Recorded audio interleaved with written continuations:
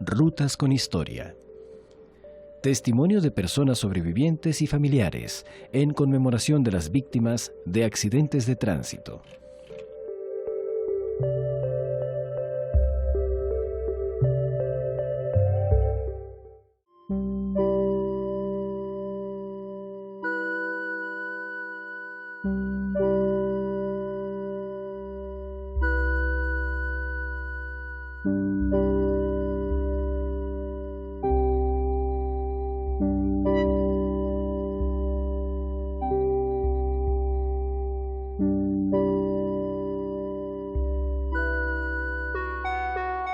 Las rutas de nuestro país están llenas de historias. Millones de personas se movilizan a lo largo y ancho de nuestras calles con diferentes fines. Todas propensas a sufrir un accidente. Un acto fortuito que puede ocurrir y cambiar vidas en cualquier momento. Sin embargo, muchos de estos incidentes se pueden evitar. Los más frecuentes ocurren en motocicletas, un vehículo utilizado por miles de personas en las vías de nuestro país.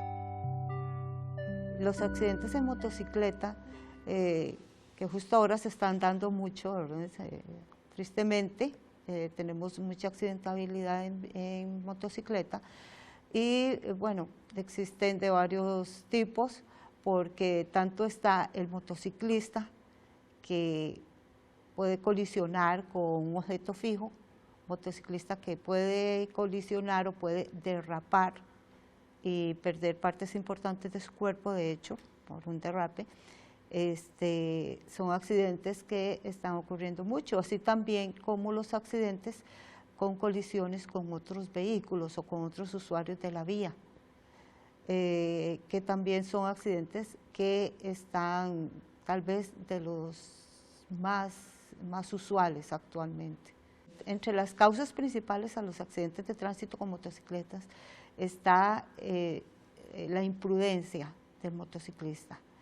Estamos teniendo muchos motociclistas que no tienen licencia, que aprendieron a conducir o a mantener el equilibrio en la motocicleta en 10 minutos, 15 minutos, y salen a las calles sin saber realmente cómo conducir. Salen a las calles a ver qué es lo que hacen los demás para hacerlos ellos, ¿no? Entonces, es uno de los grandes problemas que tenemos en este momento. La velocidad, la invasión de carril, son de los accidentes más fuertes y más seguros que estamos teniendo. Pero sobre todo es el desconocimiento real de cómo se conduce una motocicleta. Para el año 2020, en nuestro país se reportaron 120 personas fallecidas en sitio, involucradas en accidentes de motocicleta, según datos de la Dirección General de la Policía de Tránsito. Primero, las personas no miden los riesgos de andar en una motocicleta. En muchos casos la gente nos reportan situaciones donde van motociclistas a alta velocidad y un rato después puede ingresar una llamada donde ese motociclista sufrió algún accidente, ¿verdad?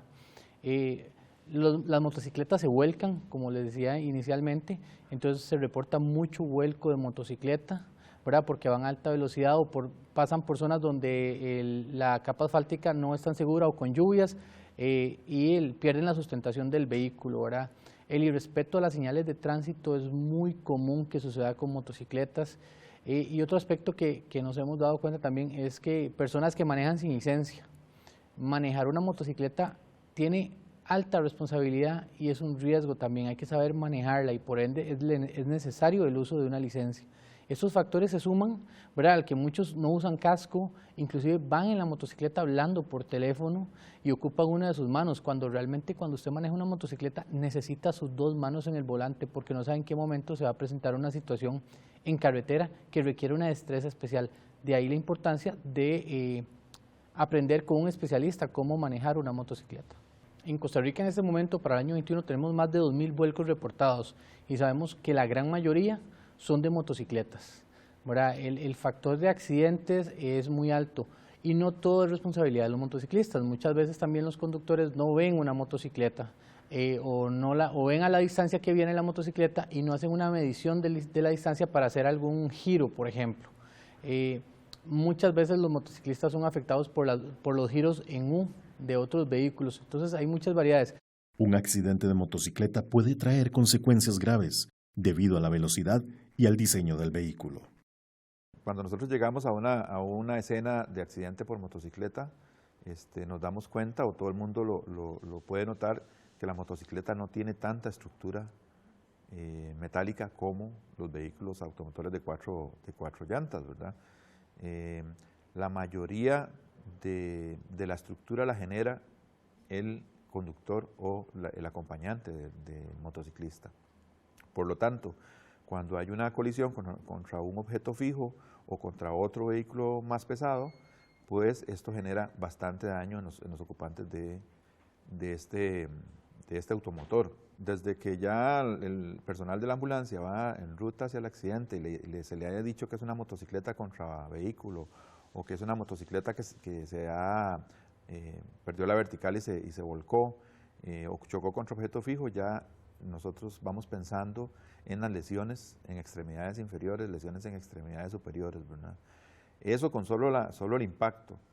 Una vez que la motocicleta pierde el equilibrio y cae al suelo, por lo general el motociclista sale disparado, ¿verdad? Y continúa, tal vez el vehículo se desacelera, pero el conductor sigue todavía un poco más, entonces eso le causa lesiones en el tórax posterior y anterior, en el cuello, depende de cómo ande el casco, si lo anda bien asegurado o no, el casco podría salir disparado y podría generar lesiones en el cráneo también graves. Situaciones como esta fue la que vivió Luis Quirós, un alajuelense, a quien la vida le cambió en el 2012. Iban a ser las 5:30, más o menos, 5:20 por ahí, yo iba para mi casa en la moto. Iba relativamente despacio. Al llegar a un cruce, un conductor, por lo que la imagen que uno le queda grabado en la mente, es la primera imagen que uno le queda grabada en la mente, a lo que logré observar, él venía con el teléfono, viéndose. Donde él levanta la mirada y yo lo vuelvo a ver, y ya estaba sobrepasando el alto, y no nos dio tiempo de frenar. Él en la misma impresión que tuvo, en lugar de frenar, aceleró, y fue donde impactó la moto, colisionándome de lado, botándome y causándome una lesión en el tobillo derecho que llegó a varias consecuencias muy lamentables luego, ¿verdad? Luego de ahí fui trasladado al centro médico. En la radiografía no daba buenos pronósticos. El doctor que me atendió llegó y me dijo: don Luis, esto es de amputación, así crudo me lo tiró. Hijo de pucha, y uno es muy duro porque es primera vez, uno anda en la calle y piensa que no le va a pasar nada, porque trata uno de andar despacio. Y hijo de puño, fue muy duro. Decidirme que me van a amputar la pierna de una es duro. Yo pensé que había muchas soluciones, güey. La tecnología está avanzada y me esperé 2 años. Fueron los peores 2 años de mi vida, los puedo asegurar. Dolores 24/7, usaba morfina para el dolor, no me ayudaba. Así tenía que ir a trabajar. Me quedé sin trabajo, desempleado, y aún así tenía que ir a pulsear, a chambear, como dicen así nosotros, los ticos. Me era tanto el dolor que en los techos me desmayaba. Entonces,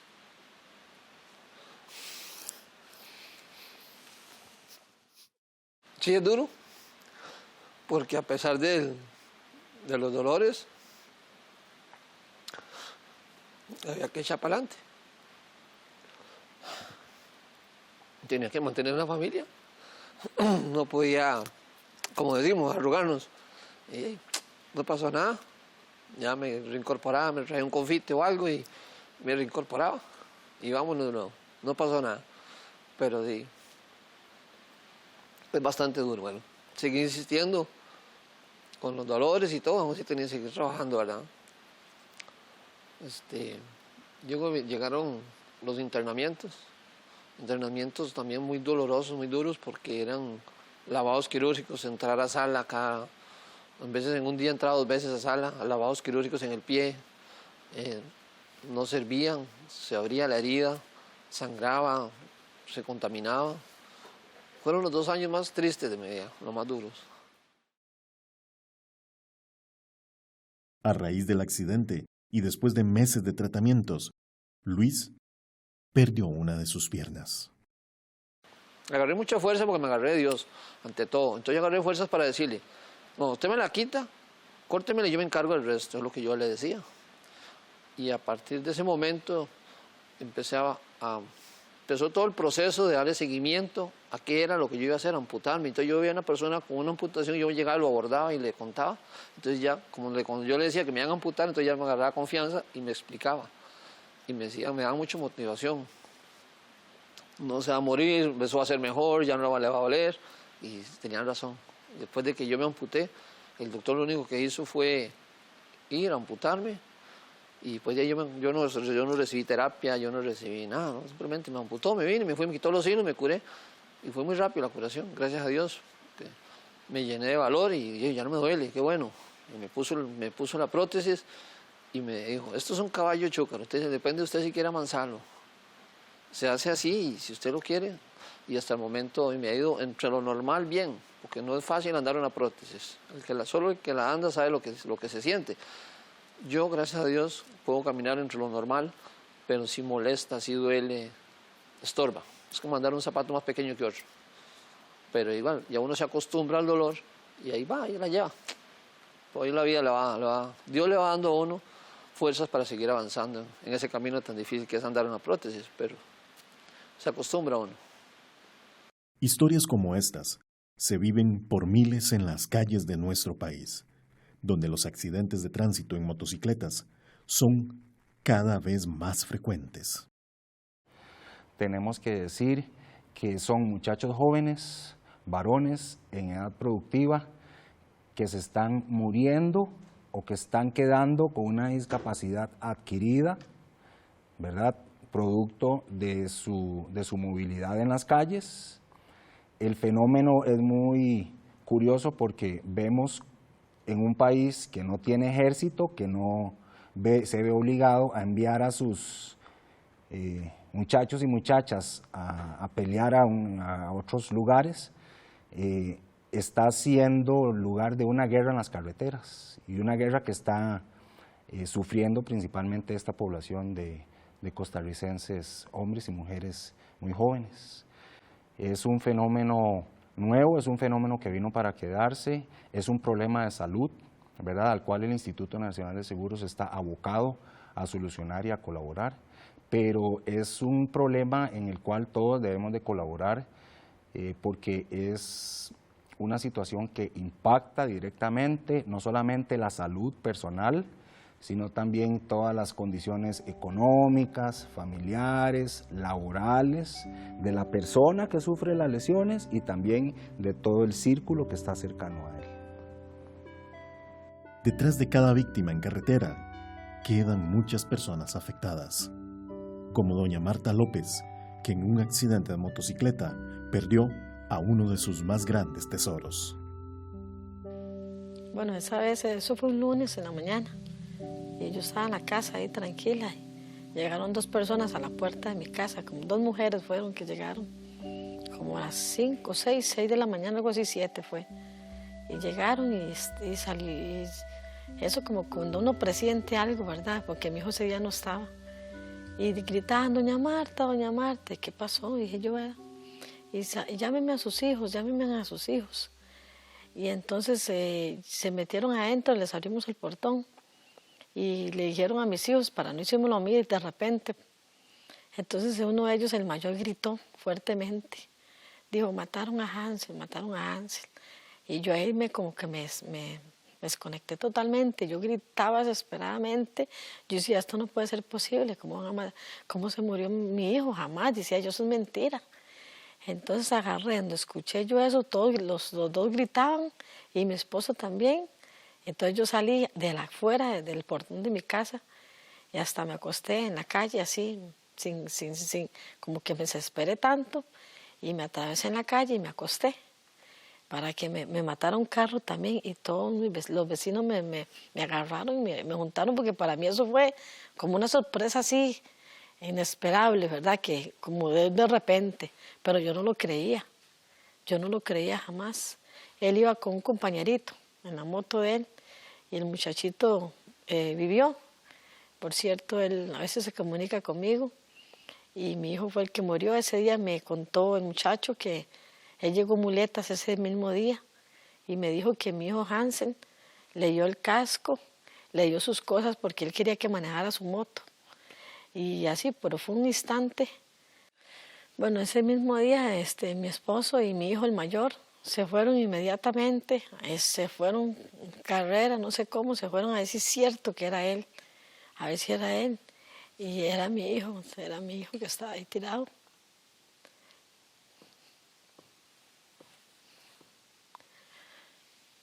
Ay, papá, ha sido muy duro eso. Y él estaba ahí tirado en la carretera, así, despedazado, dice mi esposo y mi hijo. Y ellos llegaron y lo taparon con una sábana blanca. Ellos lo vieron, lo reconocieron que sí era mi hijo. Y lo taparon y se fueron para la casa. Y después comenzaron a hacer el proceso, pero el carro estaba volcado con las llantas para arriba. Sí, eso fue que mi esposo y mi hijo fueron los que fueron a verlo en la carretera. Y porque para mí iba a ser muy duro ir yo. Pero, Pito, eso no se lo espera a una madre. Es muy duro. Eso, digamos, eso no se recompone, digamos, no sé, no hay nada que le cure a uno esa herida, porque un hijo es un hijo. Ya todo no es igual. Porque al no ver un hijo ahí, ya eran 3 hijos que tenía. Y al no ver a él, que siempre llegaba como una madre que atiende a su hijo, con su comida y esos abrazos y esos besos. Tengo 2, pero yo los amo a mis hijos, siempre los amo a los 3. Pero no es igual, porque siempre hace falta alguien en su casa. Ver su cuarto y su ropa y sus cosas, no es igual, porque todo cambia, ya no es el mismo uno, totalmente. Uno como madre, algo le hace falta. Ese pedacito de madre que como que le arrancaron un pedacito a uno aquí del alma. Pero ya no es igual todo. Mis hijos a veces se enojan, a veces lo llaman a él, el mayor, no es el que lo llama más, el que era muy así con él. Pero sí, no es igual, porque es parte de uno, parte de la familia de uno, un hijo. Pero sí me hace falta mi hijo, mucho. Las consecuencias de un accidente en motocicleta son severas e incluso mortales. Un estudio del Observatorio del Desarrollo reveló que en el año 2018 al país le costó 1,2% de su Producto Interno Bruto atender accidentes de tránsito de motocicletas. En la unidad de trauma craneoencefálico es donde más accidentes en moto recibimos. La principal causa es que no utilizan el casco. Nos llama mucho la atención el hecho de que las personas que llegan con trauma craneoencefálico son de zonas alejadas. Generalmente te puedo decir que son de Guanacaste, de Limón, Punta Arenas. El trauma craneoencefálico produce muchos efectos a nivel personal y familiar, porque son pacientes muy complejos de atender. O sea, para nosotros el paciente complejo es un paciente en estado vegetativo, un paciente con mínima respuesta, donde apenas hay una apertura ocular, pero que no hay ninguna respuesta hacia la familia, ¿verdad? Entonces, son pacientes que tenemos en una cama, que probablemente requiera pañales, que obviamente para un egreso hospitalario pues la familia tiene que conseguir una silla de ruedas, una silla de baño, un cuidador, 24 horas, 7 días a la semana, y esto es sumamente caro, ¿verdad? Este es el costo familiar y también un costo social, ¿verdad? Y aunado a todo esto, el trauma craneoencefálico también presenta secuelas cognitivas importantes que produce problemas conductuales. Entonces, para la familia a veces es muy difícil poder atender a esa persona porque a veces son, ¿qué te digo?, malcriados con las personas que están a su alrededor, son personas muy sexualizadas, entonces hay un rechazo de la familia para poderlos atender y no necesariamente es porque ellos quieren, ¿verdad? Es una acción involuntaria por la desorganización que hay a nivel cerebral. Los impactos de estos siniestros son aún más complejos cuando hay niños y niñas involucrados. Yo quisiera contar acá la experiencia particular de un caso y es de un bebito que llevaba su mamá en los regazos y el papá iba conduciendo la motocicleta. Ese bebé, lamentablemente, se le zafa la cobija que llevaban envuelto al bebé, se envuelve en la cadena y absorbe al bebé, jala al bebé y lamentablemente cae, lógico, ¿verdad? No solamente el bebé, sino la motocicleta, y nos llega al hospital muy secuelado, con lesiones muy importantes, y lamentablemente ese bebé fallece. Y estamos hablando de un bebé de meses. Claramente en el tema de motocicletas donde más experimentamos situaciones de negligencia, niños menores de 5 años que están siendo trasladados en motocicleta, contrario a lo que establece la ley de tránsito, y no solamente que va un niño, sino que se convierte en un vehículo familiar, ¿verdad? Vemos 3, 4 personas y hasta más, inclusive dentro de una motocicleta, expuestos, y como claramente se sabe, una motocicleta no representa ningún mecanismo, medio de protección para el niño o la niña, son los más vulnerables, son los más afectados, niños inclusive que viajan en el tanque, donde está la gasolina, también expuestos a una quemadura en caso de una caída, en caso de una colisión. Entre todos nosotros podemos evitar que se repitan estas historias en nuestras vías. Hagamos un alto y escuchemos algunas recomendaciones para una movilidad más segura en motocicleta. Unas recomendaciones que podemos dar para que haya menos accidentes de tránsito es, primero, que la persona cuando va a conducir una motocicleta realmente sepa cómo conducir una motocicleta, ¿no? Que conozca lo mínimo, digámosle, de lo que dice la ley de tránsito, que haya ido o asista a clases de manejo, es importantísimo, para que sepa cómo se conduce esta motocicleta, ¿no? para que tenga el cuidado que debe tener. Lo otro es cuidarse a sí mismo. No podemos poner nuestra vida en las manos de otros, en las manos de desconocidos. Tengo que ser consciente de que yo tengo que cuidarme a mí mismo, de que yo tengo que salir cada día a las calles, a transitar, a buscar muchas veces el alimento, y entonces tengo que cuidarme por mí y por las personas que me están esperando, por las personas que están necesitando también de mi aporte económico y me están esperando emocionalmente.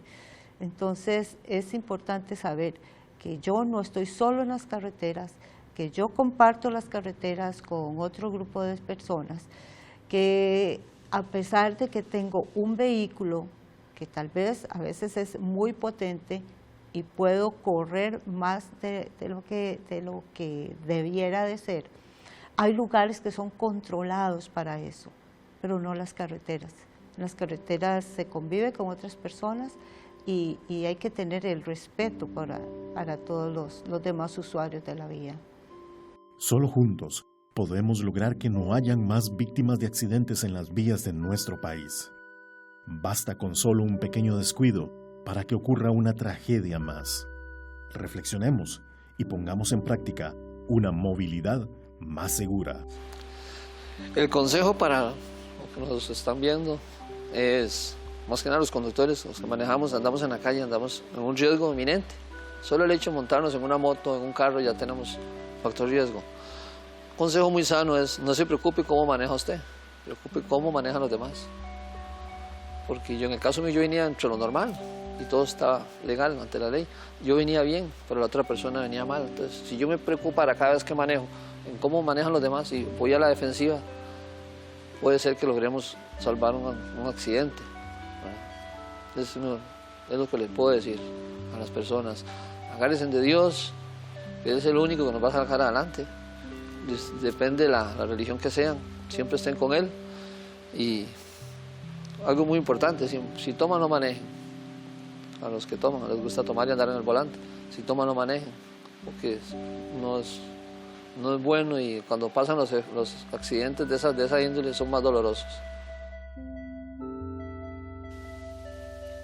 Que yo les pido por favor que tomen conciencia y que no anden así en las carreteras, porque por un accidente y ellos también, sus madres sufren, sus familias sufren, y ellos también, porque ya imagínense que ellos matan a una persona y andan libres mucho tiempo, y los familiares quedan sufriendo todos, mucho tiempo.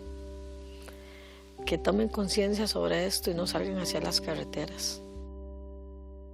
El mensaje que le puedo dar a cada uno de los motociclistas y a cada uno de los conductores es que se tienen que cuidar a sí mismos, que tienen que recordar que no son los únicos usuarios de la vía, que hay otros usuarios en la vía, que hay otras personas que pueden ser víctimas de una imprudencia de otro conductor.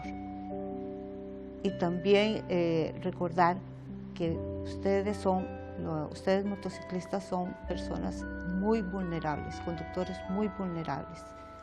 Y esto recordatorio, esta sensibilización de que somos vulnerables, de que son vulnerables, tiene que llegar también a los conductores de vehículos para que nos podamos respetar unos a otros en las carreteras y así poder bajar el nivel de accidentabilidad.